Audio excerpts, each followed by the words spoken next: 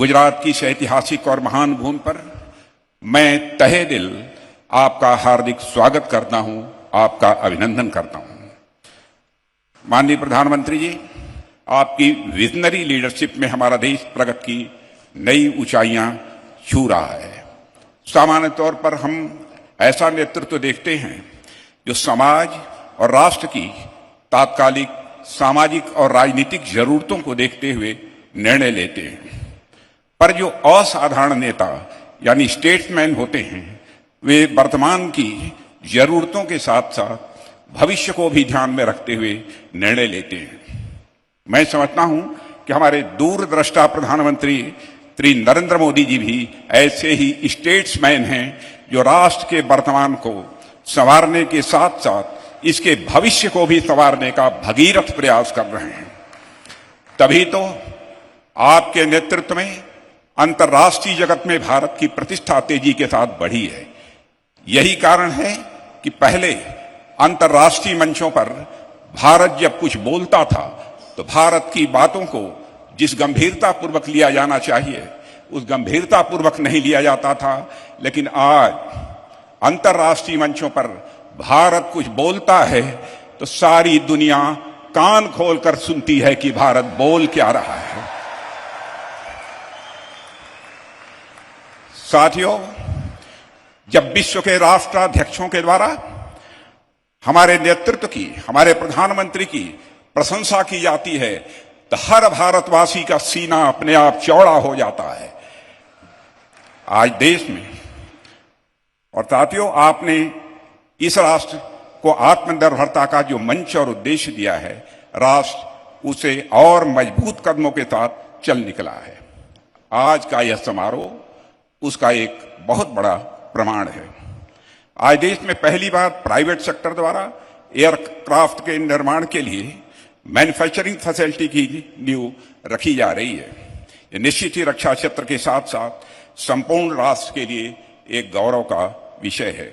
माननीय प्रधानमंत्री जी के कर कमलों द्वारा आज इस फैसिलिटी का शिलान्यास हो रहा है।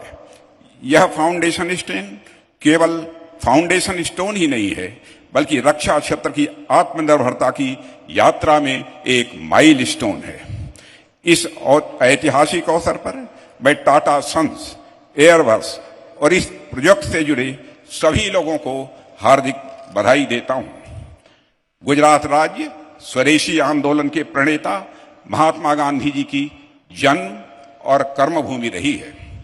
यह जमशेदजी टाटा जैसे महान देशभक्त उद्योगपति की कार्यस्थली रही है।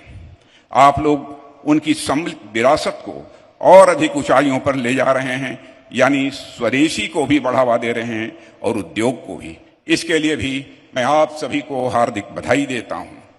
इस फैसिलिटी में निर्मित C-295 एयरक्राफ्ट सुपीरियर कैपेबिलिटीज और ग्लोबल स्टैंडर्ड्स के साथ साथ स्टेट ऑफ आर्ट एयरक्राफ्ट होंगे। यह modern transport aircraft Indian air force की लॉजिस्टिकल कैपेबिलिटी में अभूतपूर्व बढ़ोतरी करेगा। यह अत्यंत महत्वपूर्ण और गौरवपूर्ण बात है कि सभी 56 एयरक्राफ्ट में indigenous electronic warfare suit fit किए जाएंगे, जो कि भारत इलेक्ट्रॉनिक्स लिमिटेड और भारत डायनेमिक्स लिमिटेड द्वारा निर्मित किए जाएंगे।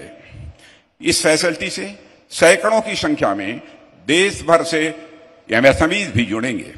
यह प्राइवेट सेक्टर और डीपीएसयूज के कोलैबोरेटिव एफर्ट से आर्म्ड फोर्सेज की रिक्वायरमेंट्स को पूरा करने का एक बड़ा उदाहरण प्रस्तुत करता है।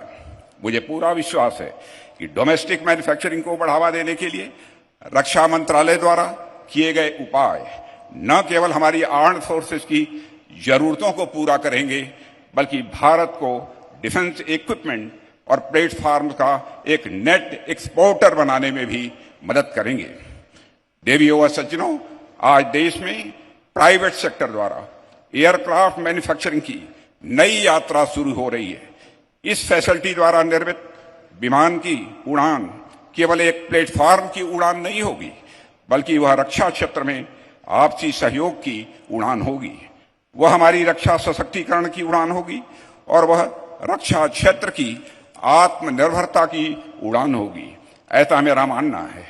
गुजरात का यह शहर वडोदरा, जो कि अपने टेक्सटाइल्स, जेम्स और ज्वेलरी के लिए प्रसिद्ध रहा है, आने वाले समय में रक्षा उत्पादों के लिए भी देश और दुनिया में यह वडोदरा जाना जाएगा।